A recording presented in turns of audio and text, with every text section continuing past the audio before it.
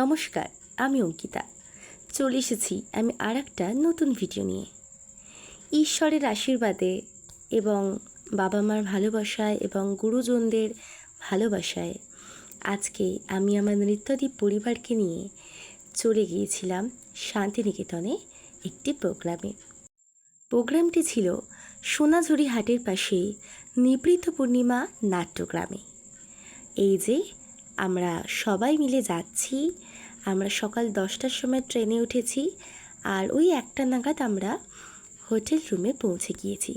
তো গিয়ে ফ্রেশ ট্রেশ হয়ে চলে গিয়েছিলাম সোনাঝুরি হাটে।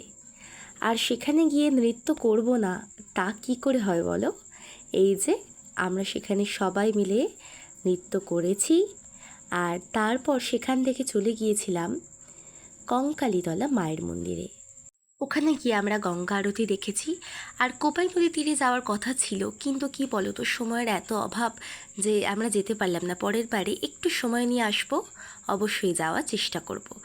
আর আমি নাচের ভিডিও নিয়ে খুব তাড়াতাড়ি আসছি যে আমরা ওখানে গিয়ে কী নাচ করেছি। পাশে থেকো।